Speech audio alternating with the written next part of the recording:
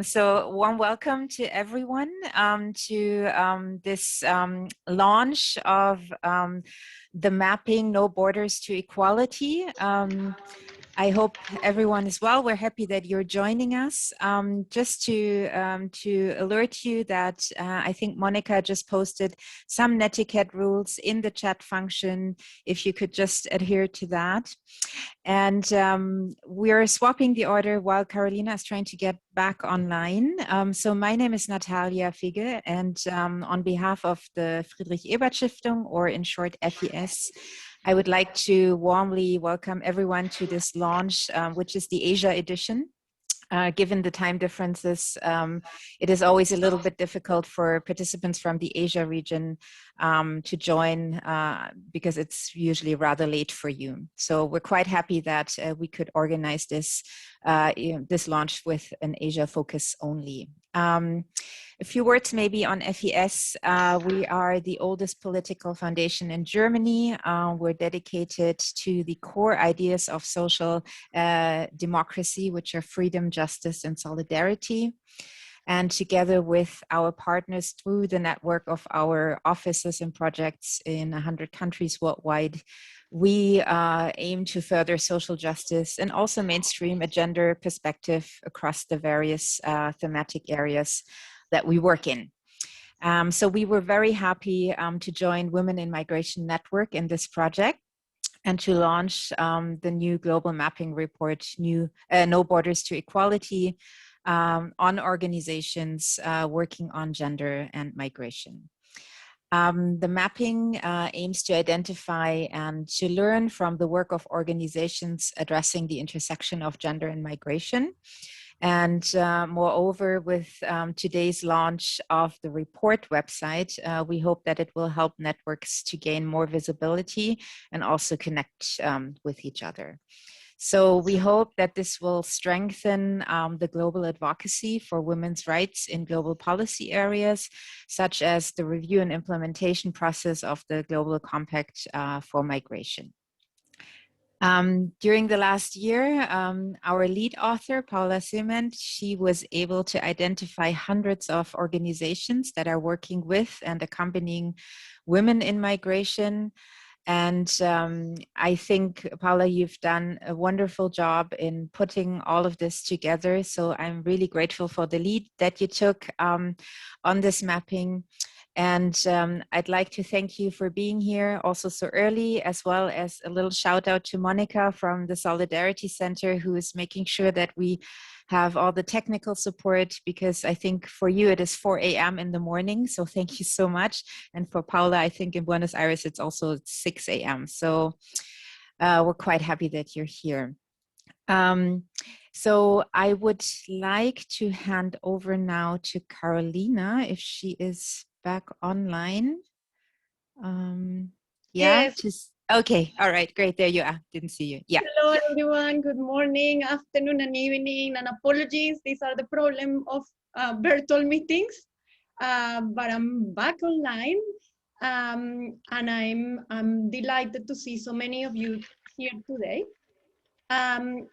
It's because we are launching the No Borders to Equality, the global mapping of organizations working on gender and migration. And my name is Carolina Gotardo. I'm a representative of the Women in Migration Network. And I would like to give you all a very warm welcome to this launch event. It is an very important day for us, as there has been a lot of work in this global mapping report.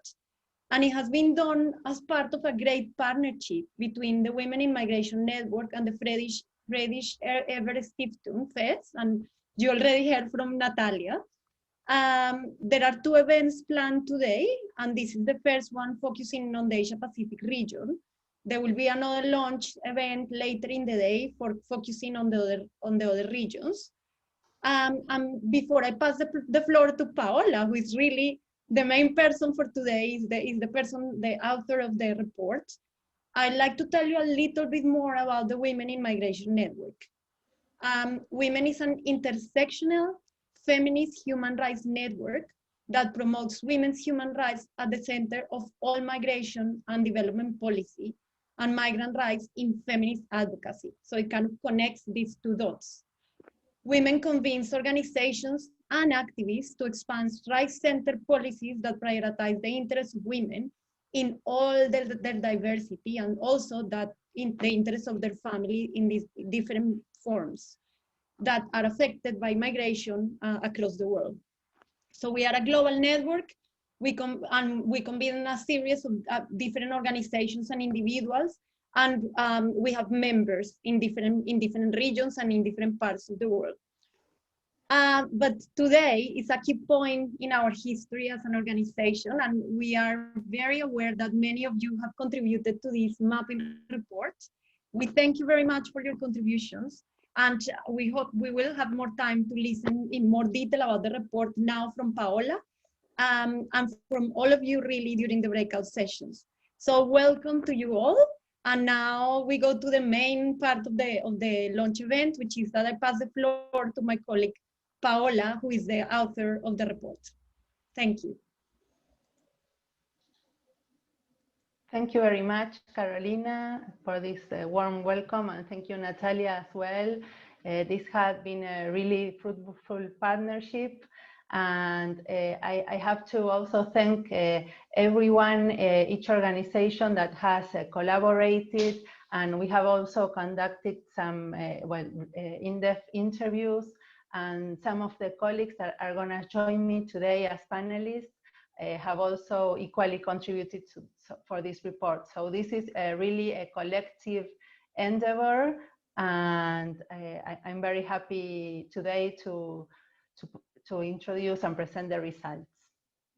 So now I'm going to tell you a little bit about this mapping report, this mapping project. As Carolina said, we are Women in Migration Network. It's a feminist intersectional network, and we felt that we needed to learn more about what was the situation on the ground. We knew that there were many different organizations working on the intersection of gender and migration, and we wanted to identify those key organizations and leaders that are addressing the rights of women in migration at the local, national, regional, and global level. So this was a very ambitious endeavor. And we wanted also, because when we started the project, the pandemic hit the world. So we started on April last year.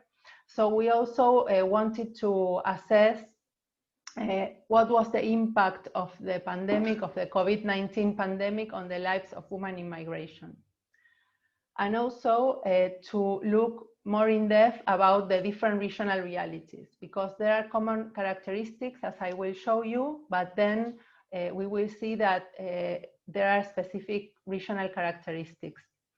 And as Natalia explained to you, this morning, or well, afternoon for you, but this session, this first session, we are going to focus on Asia and see the different regional realities within Asia.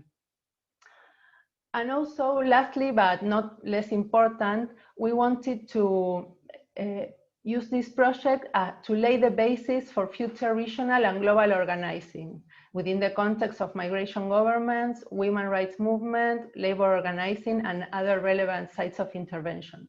So that's why we wanted to make this event a participative action or space. And we are going to organize later in breakup groups in order for you to exchange points of view and to meet each other, and for us also to meet you as well.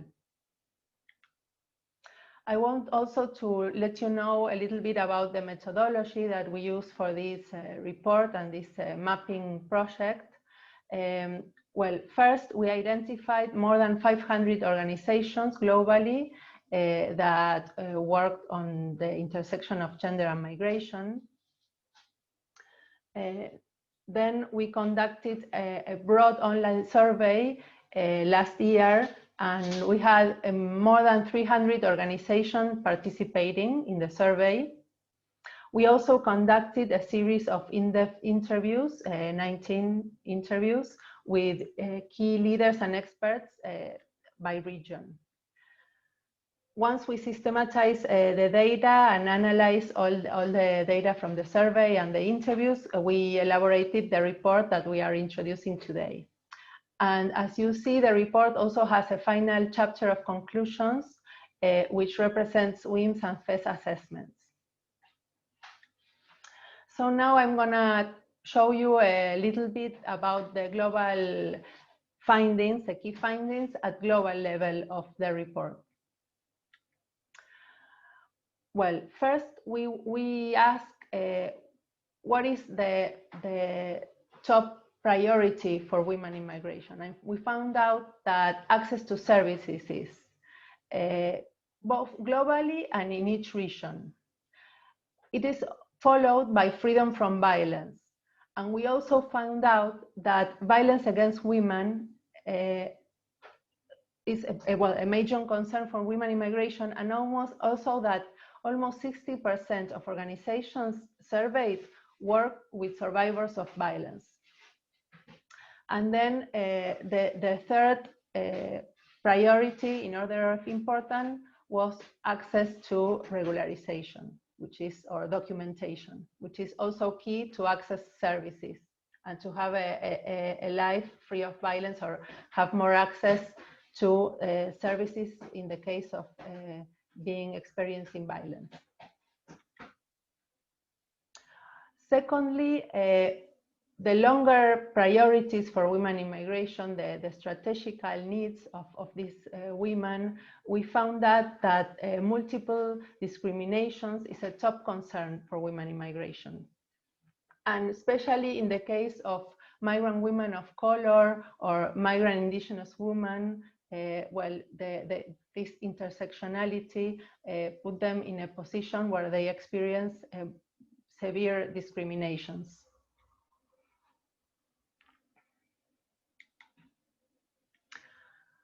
The profile of the woman, or the characteristics of women in migration that organizations surveyed work with, we found out that most organizations work with undocumented migrant women. So also the report reflects on these different characteristics that I'm telling you about, on the situation of access to service, on the situation of violence against women, on the situation of undocumented migrant women. And also in the sectors, we found out that the sectors that migrant women work are usually low paid and skilled, and most of women are highly concentrated in domestic work, but also in services, other services, agriculture and manufacturing. And as you see, domestic work is a global trend, but also it's the most important in each region. Other key findings of the survey, climate change.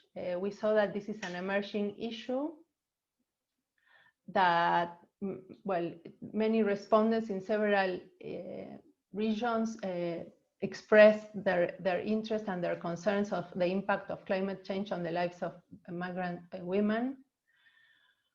In the case where in the survey, we specifically asked about the impact of COVID-19, and we found out that the pandemic has meant a lot of livelihoods, intensification of poverty and hunger, and the rise of domestic violence and other forms of gender-based violence for women in migration.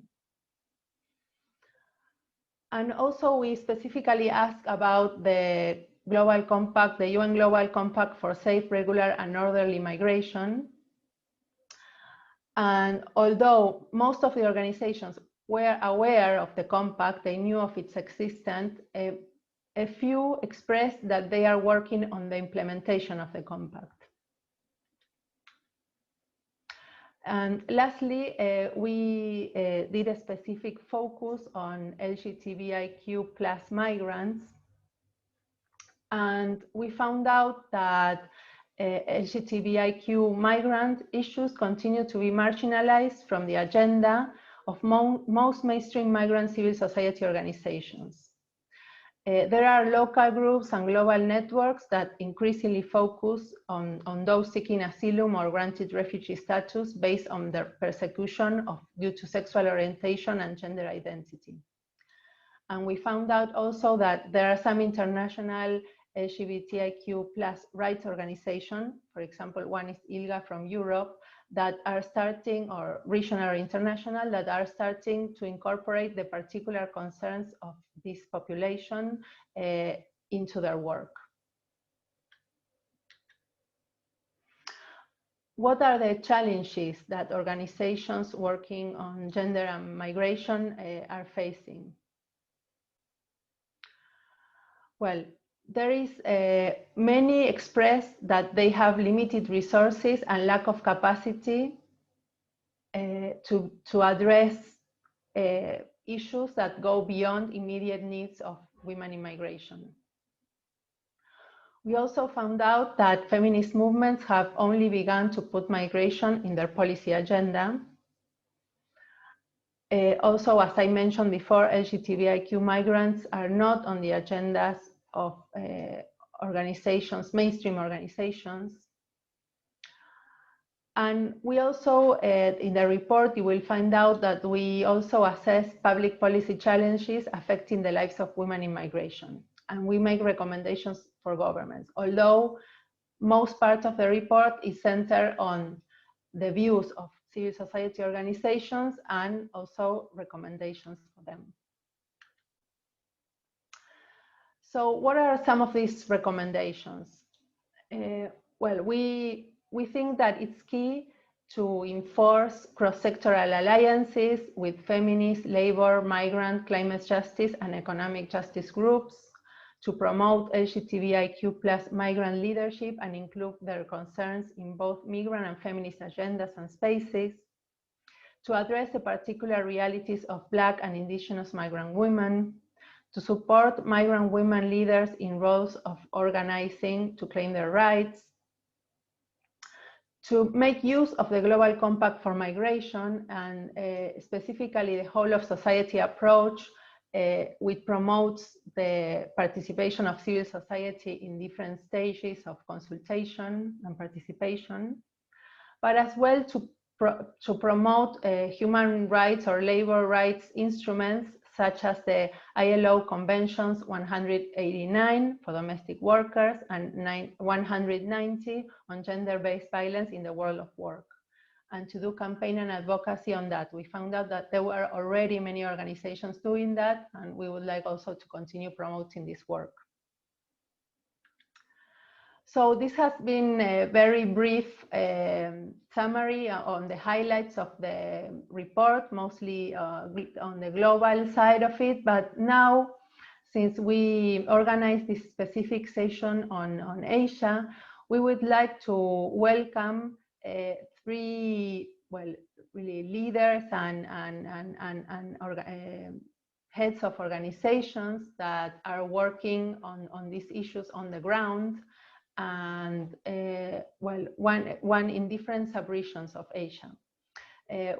For South Asia, we welcome Sumaya Islam, and she's the executive director of Bangladeshi Nari Islamic Kendra, BNSCA. She's based in Dhaka, Bangladesh. From Southeast Asia, we welcome Misung Wu. She's a regional coordination of Asia Pacific Forum on Women, Law and Development, APWLD. This is a regional organization. And from the Pacific, we welcome Maeve Brown, and she works as Program and Service Delivery Manager of the Jesuit Refugee Service in Australia, in Sydney, Australia. So Sumaya, I'd like to welcome you. She's gonna share the screen also with a brief PowerPoint presentation. So thank you. Thank you. Very good.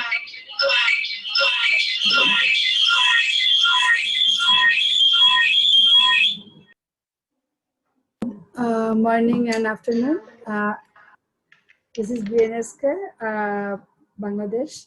I'm sharing my screen.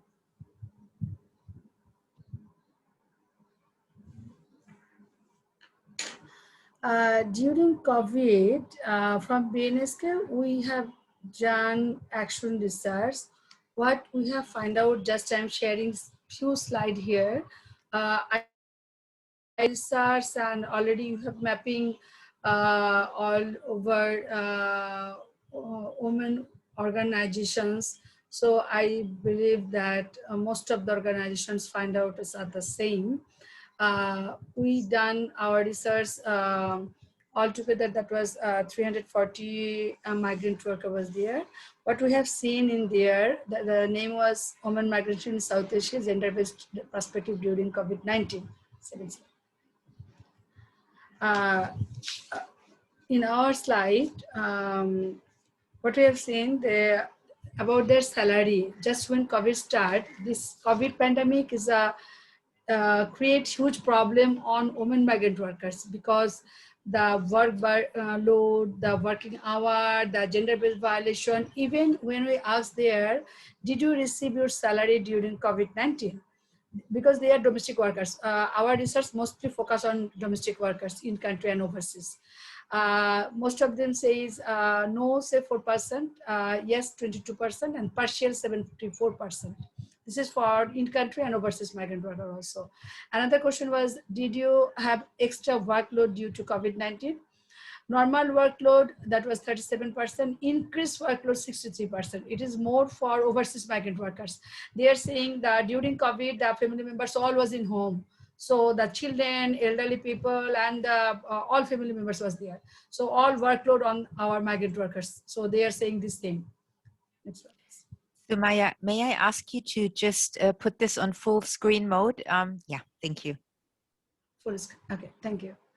And about the protection measurement, protection gear, we when they asked them, did you receive masks, PPE, and medical support?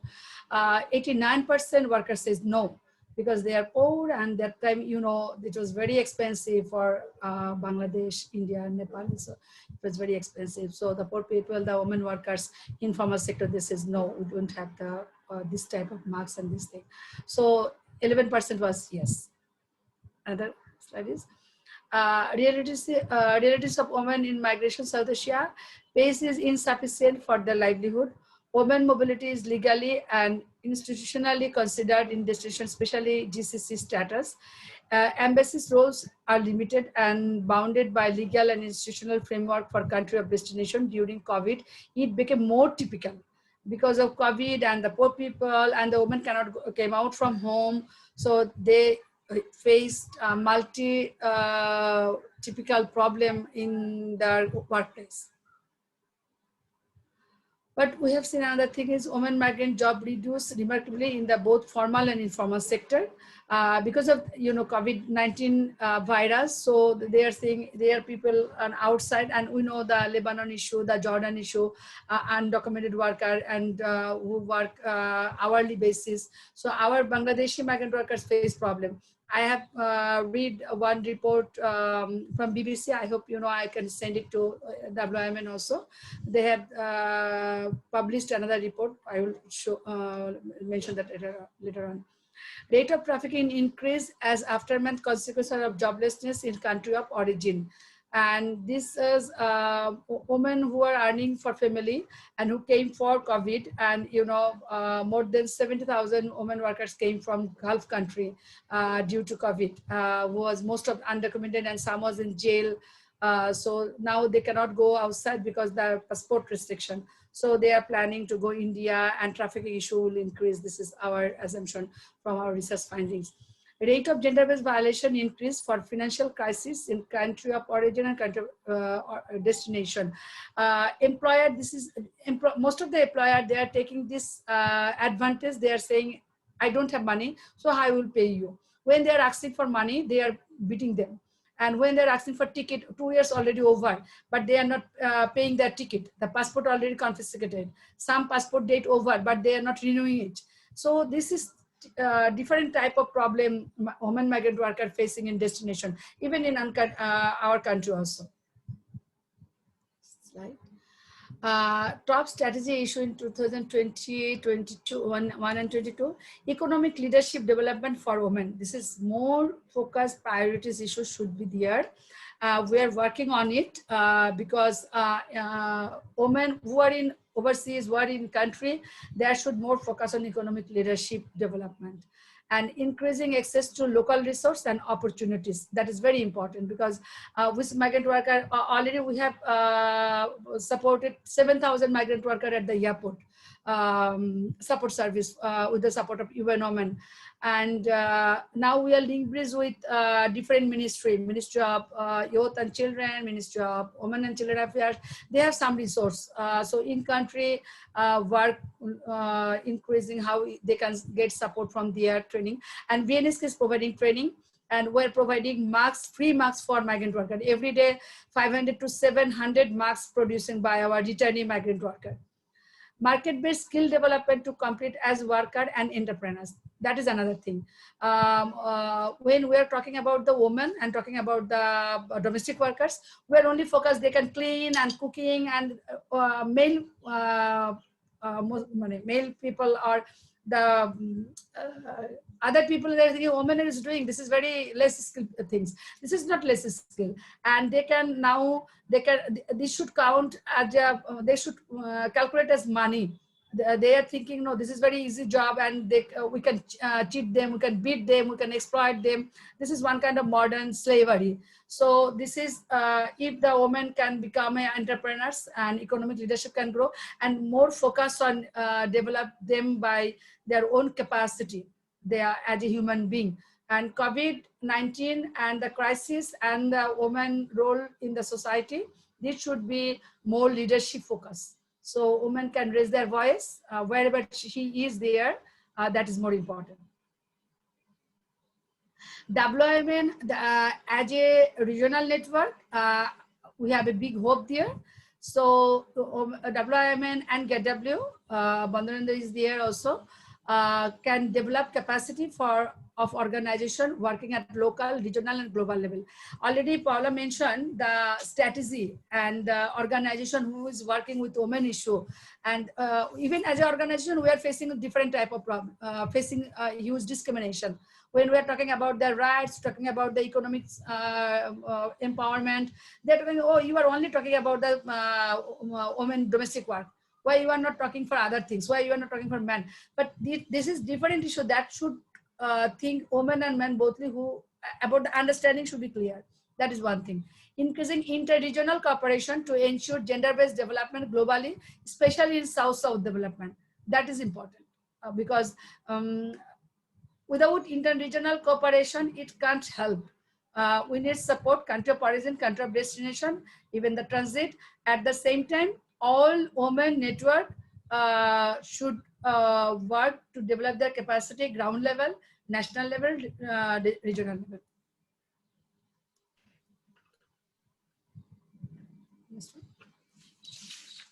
Thank you, Sumaya.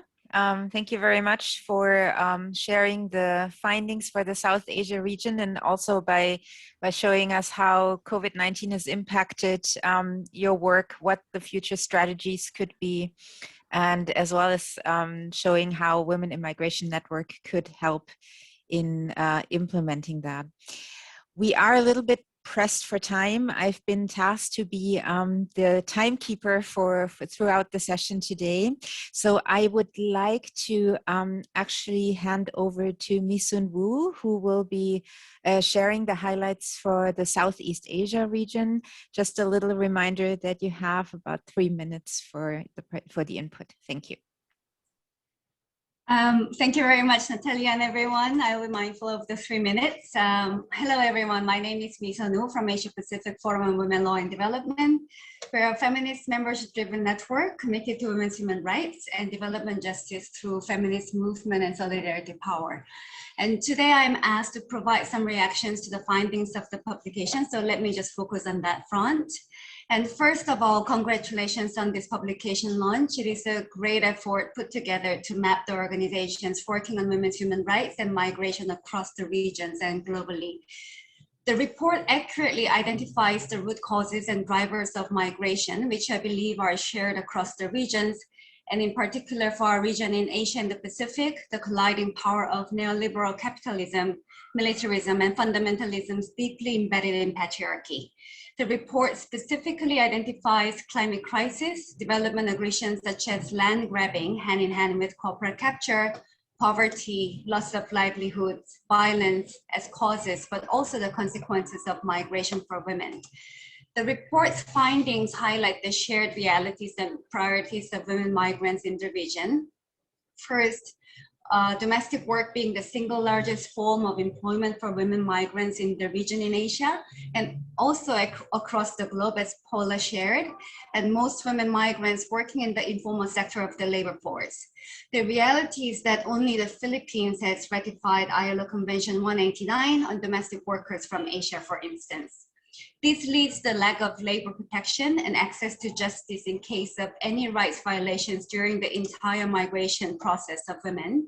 And of particular realities of women migrants in the regions are the confiscation of documents, death bondage, especially through the migration recruitment process carried out by private agencies, and lack of access to public essential services. The COVID-19 pandemic crisis highlighted the struggles of returning migrants and their reintegration to the society and community, although the reintegration itself is quite a contentious issue. And additionally, migrant workers are reporting increased workload without adequate time off, personal protection equipment, and also increasing documented cases of violence against women, especially domestic workers who are confined in private households, and migrants being deported or stranded against their will, loss of jobs, and access to essential services and emergency response policies in both countries of origin and destination, and sometimes also even raids and targeted attacks to both migrants in the destination countries and returning migrants in their home countries as a virus carrier. All of this significantly affect livelihoods, pushing migrants to further hunger, poverty, and exclusion, as the policies have not been able to address the root causes of forced migration in our neoliberalism-controlled migration governance. The report also confirms that the policies and measures for migrant workers are more from a band-aid approach, such as migration bans or bilateral MOUs, than comprehensive and coherent regional migration framework to ensure the rights and fundamental freedoms of migrants. So what should we do?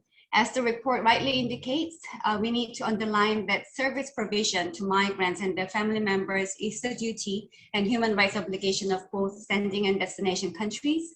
We need to connect the dots, especially the movement map.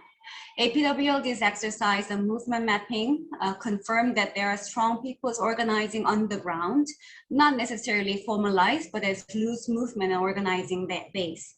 But it revealed that there aren't many feminist movement-based networks or organizations at the regional or global level, and the disconnect between the movements both at vertical and horizontal levels. Therefore, as the report recommends, organized, cross-regional, cross-sectoral, cross-thematic migrants movement is key. And this initiative, I think, gives us a good opportunity for us to come together and put our collective experience, wisdom, and visioning act together. In doing so, union organizing of migrant workers, regardless of their migration status, and the legal recognition of such basic human rights must be prioritized.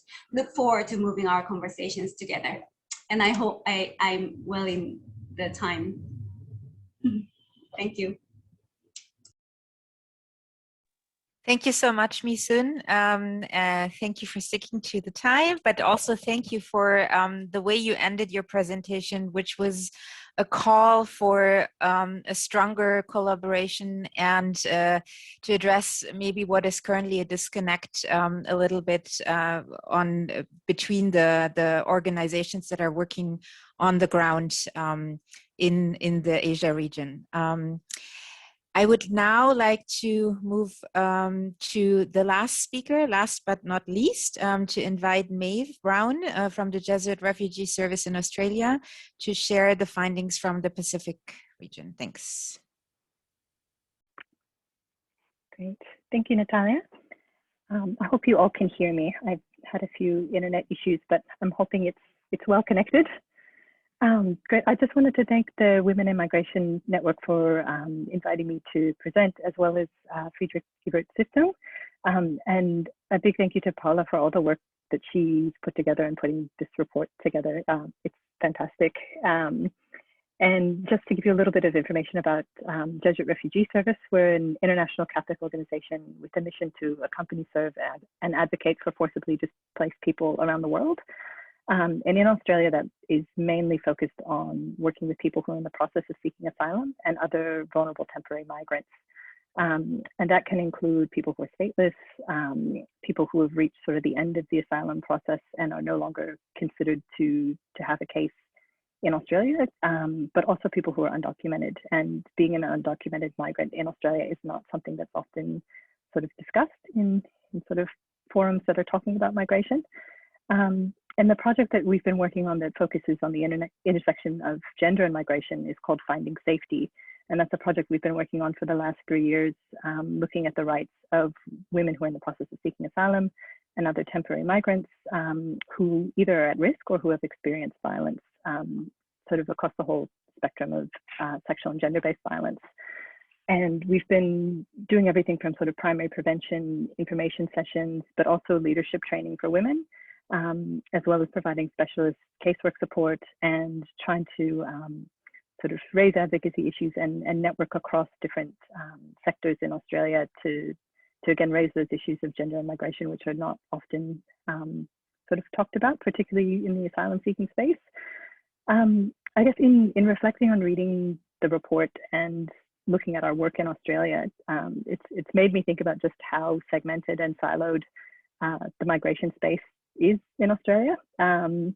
Just there's organizations that work with migrants, there's organizations that work with recognized refugees, there's organizations that work with asylum seekers, and there's organizations that work with women who've experienced violence, and they often don't talk to each other and don't sort of network and look at issues that specifically, I guess, affect the lives of women who are on the move, however they may have come to Australia or whatever stage in the process they might be in, whether that be migration or asylum or any other means. So yeah, it's definitely a flag for me in terms of the work that we're doing, that we need to be more connected, not only sort of globally, but even just locally in terms of how we're addressing these issues. Again, looking at the report, definitely the top priorities that were listed around access to service, freedom from violence, and sort of regularizing pathways are definitely issues that we're prioritizing at JRS and in Australia and in the Pacific more broadly, along with the longer term priorities that were listed. In the specific section in the report on Asia Pacific, looking at things around labor exploitation, that's definitely something that we come across in the women that we're working with, whether that be the lack of skills recognition or sort of undervaluing of skills of women who've migrated, a lack of a safety net if you do lose your job, particularly during COVID. Often we're seeing women who've experienced violence whose visas were tied to their husband's work visas, so the lack of protection in that situation as well.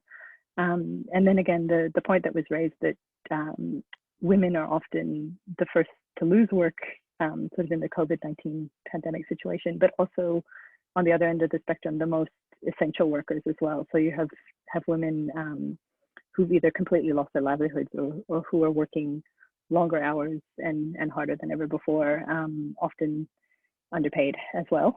So yeah, we're definitely seeing all of those issues.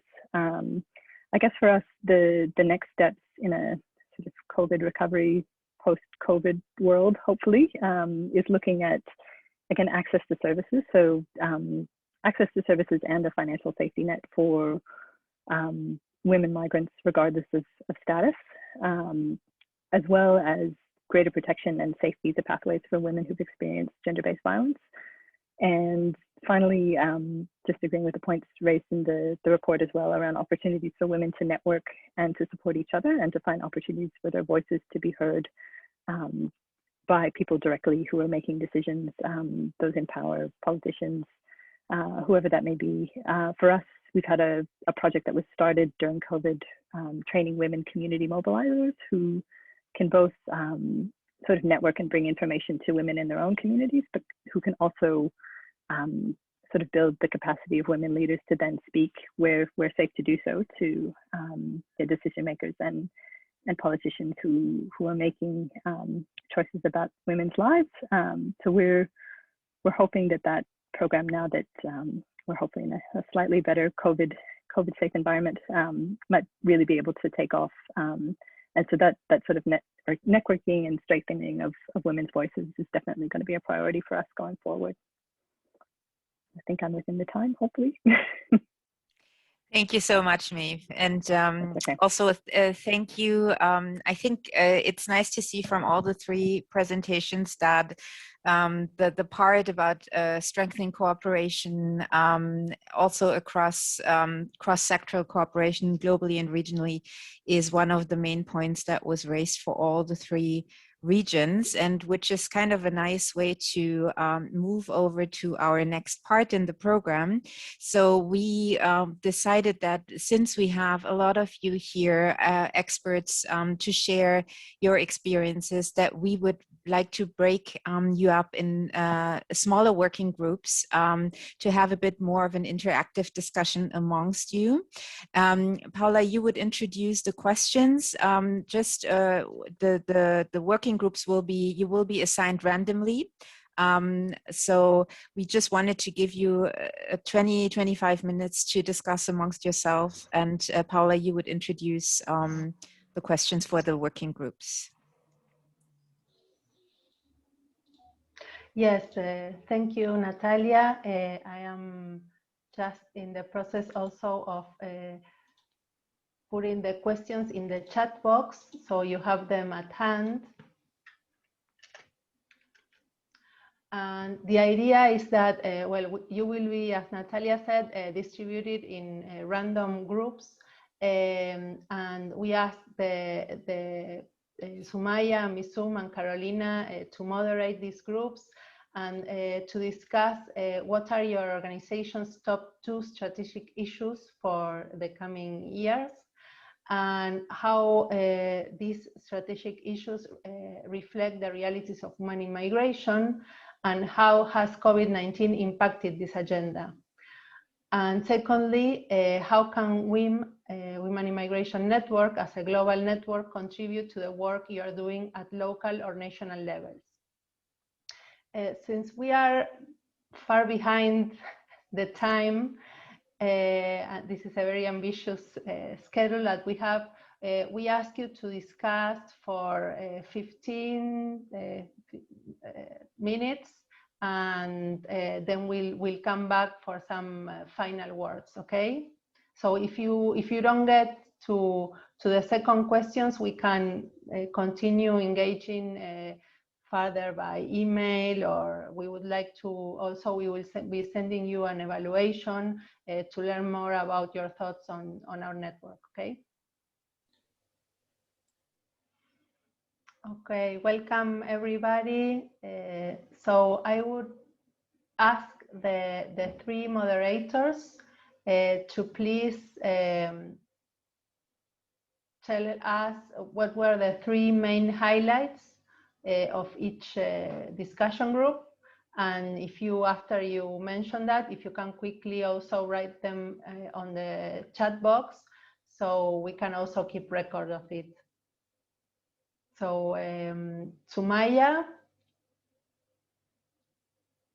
could you please tell us? Yes, already we have heard about the 2, Bandanati and other colleagues there. And what they are mentioning about, Bandanati mentioned about their challenge and strategy. I can send you an email, but immediately what they're saying, from GetW, they are a regional network and they are doing research for the women migrant workers about their socio-economic analysis and about the networking. And other colleague was mentioning about the ILA, the documented and undocumented workers, asylum seekers, how they can access their justice. And from BNSK, we're talking about their access to rights, access to property, access to their training, and more focus on create vibrant noise in the ground level, so women workers can raise their voice. And there is a support from GetW also. We are doing action research on that one. Thank you. Carolina, I see you already wrote in the chat box, but if you please briefly mention your highlights.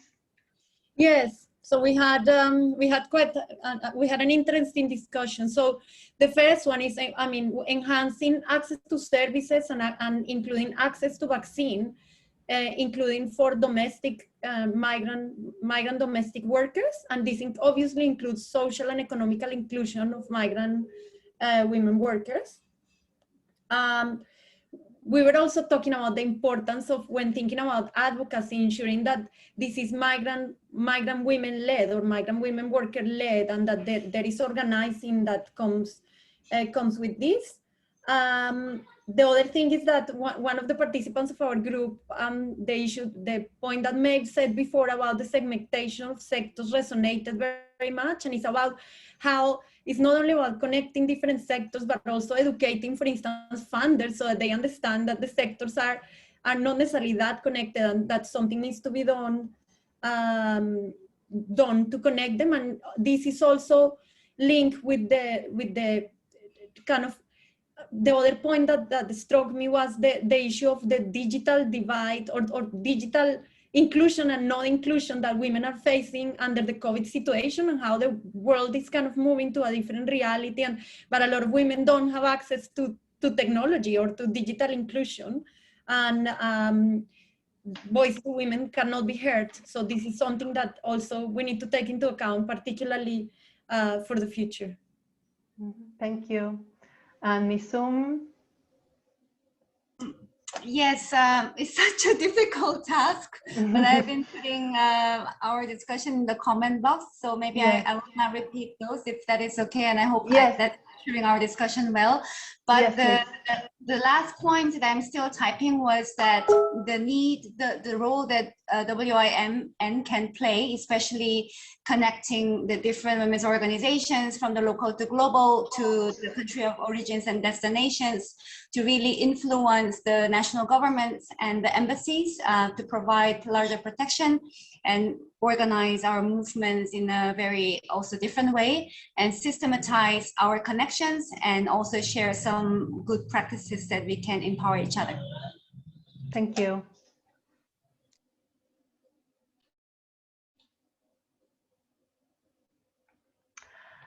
So, well, lastly, what I'm gonna do, we have a few minutes left, and we have some important information to share. So first of all, thank you very much for the moderators and panelists. You've been very kind and generous to participate with us today, and brave as well. So, well, what I would like to do is I would like to share this web page that we designed to complement the report. This web page, I will write down the site in the chat box later. It's womenmigrationmap.org, and the idea is that here you can find the report, but also an interactive data visualization tool and an interactive map. The interactive data visualization tool, it contains far more information than the one you can find in the graphics in the report, because it's sorted out globally, regionally, and also sub-regionally. And you have all the questions that were made in the survey. So you can find out, for example, by region, Asia Pacific, and for example, on the characteristics of women in migration, for example, place in the migration cycle.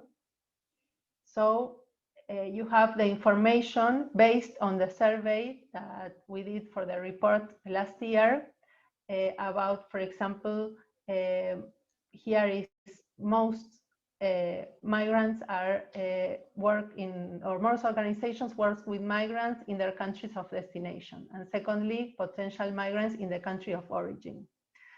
You can also do it sub-regionally, for example, for South Asia, and impact or organizational profile.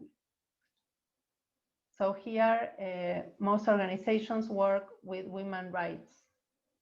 Okay, so this is, well, the page is now in development. So we are open it. It's since today we are launching it together with the report. And secondly, we have the interactive map, which also is still open, so you can write to WIM if you are interested in your or having your organization included in this mapping. And when you have this map, and for example, if you click here, for example, APWLD, you have a brief description of the organization, a link to the website, and the contact mails. And you can Zoom as well. Okay. And then you have the report where you can download the report. And also what is important is that this web page, I want to go to the home page, but it's not possible. Okay, so this web page will be linked to two hubs that I would like also to be introduced now: the Gender plus Migration Hub and the UN Migration Network Knowledge Hub. So I give the floor to Gina Hennebury now, who will present the Gender plus Migration Hub. Thank you, Gina. Thank you, Paula. This is really exciting. Just to get started, to say how much work you've done is exceptional, and we're thrilled to be able to be involved in some tangential way, and hopefully to connect up the work that you've done with the work that we have done with the Gender and Migration Hub. Just to give folks a little bit of update or background on the hub. The hub has been sort of the result of engagement and advocacy and partnership between a number of folks that have been engaged at the UN Expert Working Group for Women's Human Rights in the Global Compact, including, and I've been lucky enough to work with folks at the Women in Migration Network, Paula included, so as well as Carolina, who I see here, Carol Barton, and others. So the hub, if people will humor me for a second, is a place that we have started to pull together resources, guidance, and examples of ways to better integrate a gender responsive approach into migration governance. And it aims to support governments, but also civil society and other stakeholders to create, but also monitor and evaluate policies for their gender responsiveness. I believe I have the ability to share my screen, and I'll quickly take a second to show you the hub. Paula, you can flag me or tell me to cut off at any time, because it's hard to watch the clock and the website at the same time. So let me know when you want me to wrap it up. I'll just take a second and show people the hub a little bit. We're still at the design phase. I think people can see the hub here. I believe you can. This is the landing page of the hub here. It's funded by the Government of Canada. And in our hub, we have resources, we have capacity building resources, probably upwards of around 100 now that are governments and key reference, or governments that are documents. Sorry, it is 5 in the morning, so apologies. Documents and other types of references that provide more details. We have one interactive map. We're going to have probably 2 or 3. We have some evaluative tools for people to take a look at how to determine the extent to which a policy or governance practice, and by governance practice, it's a whole range of things. It's not just what governments are doing, it's what whomever is doing, organizations are doing, engaged with people on the move. And we have lots of resources to help move the approaches to governance of migration from an approach that is more gender blind or gender biased to one that is more along this spectrum of gender responsive. The hub itself has some really interesting features.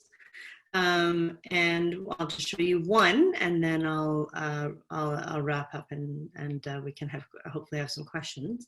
There we go. It also has an interactive map. So far, we have roughly 100, well, actually it's about 80 practices that we have collected worldwide. We're still working on determining more of these practices. These are all the Global Compact for Migration objectives, and we've mapped a series of practices according to those. So for example, you can see the region here, and these are just examples that we've tried to identify. And when you click on the area, we're still not fully, you're getting a sneak preview because we're not quite done, but we have, for example, information here where there have been practices that fall on the spectrum somewhere from gender sensitive, so at least acknowledging and recognizing that migration is impacted by gender, and to find ways to address the specific needs of, in particular, of women on the move. Here's some examples that we have highlighted. You will be able to link to these when we can find good documents that help summarize them.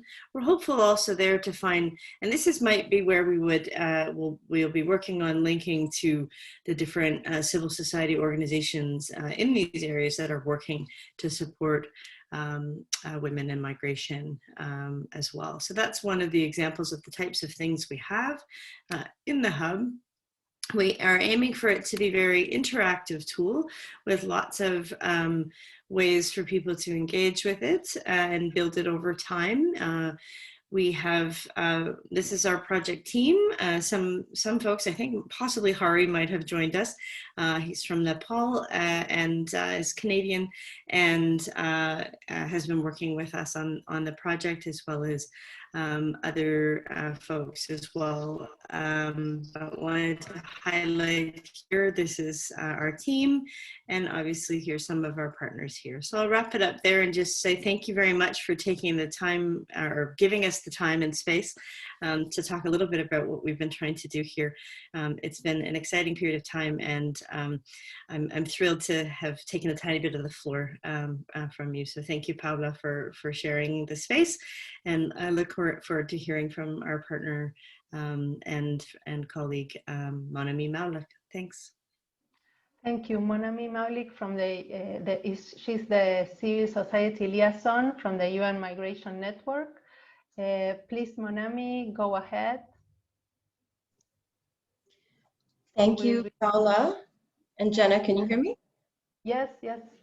Okay, great. Thank you both. And thank you to the Women in Migration Network and Friedrich Ebert Stiftung for putting together and launching this really important project and initiative. As Paula mentioned, I'm with the civil society, I am the Civil Society Liaison Officer for the UN Network on Migration Secretariat based in Geneva. But Women in Migration Network is dear to my heart because I was one of the original members and helped to launch it, and I ran a migrant women workers organization for many years of South Asian migrant women workers in New York, and I am a migrant woman myself. So this is very exciting to see. As mentioned, I saw some of the discussion was also about the Global Compact on Migration, how what organizations that are working with migrant women are or are not aware or involved. And what I'd like to do is to help, of course, build that bridge to make sure that migrant women, but broadly gender issues, of course, including LGBTI migrant people, are included in the work of the Global Compact on Migration and in transforming migration policies so that they are gender responsive. And that they promote gender justice in terms of migration. The part of the migration network is also this migration network hub. So what's mandated in the Global Compact on Migration is the creation of a knowledge platform and connection hub.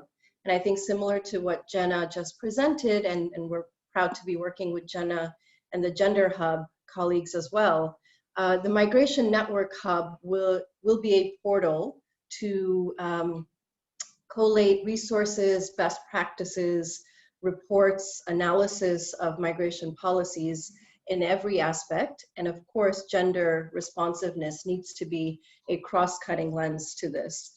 The hub will launch later this month, and I'd be happy to share the details with all of you or through the Women in Migration Network. But more broadly than the hub as well, and I'll put a link to the current webpage prior to the launching of the hub platform itself. Other than the hub, there are also multiple ways that your organizations that work on gender and migration can influence the work of the implementation of the Global Compact on Migration at your national levels, at local levels, and of course, globally as well. This year, the network has committed to taking on gender as a core cross-cutting issue. Gender responsiveness, as well as human rights and people-centeredness, are guiding principles in the Global Compact on Migration. And this year, we have formed a gender advisory group, one that would look at all aspects of implementation of the Global Compact with a gender responsive lens. And some of our colleagues here are part of this work. And if you are interested, then please do contact me. I'll put my email address in the chat box. And other than that as well, I think that the core issue that was raised is the importance of advocacy and impact at the local and national level. This year, the Global Compact is really focused on impact at the national level. So activating national level UN networks on migration, working on the regional review of the Global Compact is a priority for the network. And in that regard, the Asia Pacific region is very much advanced in terms of the regional review. How has the GCM been implemented? What are the gaps? How is it not being implemented? What needs to happen? These conversations are all taking place, and I hope that many of you are involved in this. This week is the 5th stakeholder and civil society consultation for the Asia Pacific region on the GCM regional review, and March 10th to 12th will be the actual Asia Pacific review. So it is important, it is vital that stakeholders, civil society, and migrant women-led organizations themselves raise their voices in these regional reviews and with your national UN country teams and networks to make sure that gender is at the center of a cross-cutting approach in how migration policies are assessed and advocated on. And I'll just close with one point. Women in Migration Network, I know, has always had a very intersectional approach to looking at gender. And I'll also say that the UN network is also given a priority this year to work on issues of race and ethnicity.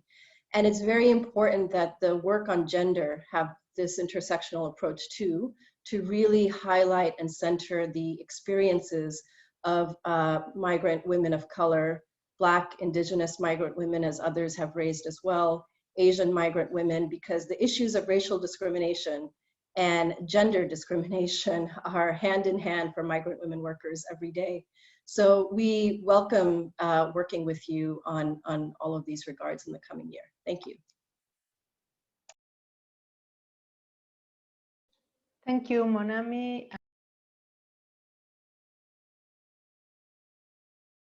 Paula, you need to unmute your microphone. Sorry. Thank you, Monami, and thank you, Gina. I'm very excited that these initiatives are coming together at the same time, and of course we'll have links between the different hubs and our webpage. And well, apart from this, thank you all. We are a little behind on the time, but I think these were very interesting information. If you want to learn more about what was just introduced, please contact us. Now I see that also Monami is putting in the chat box the link of the UN Migration Network. And you can also, I will put again the web page where you can find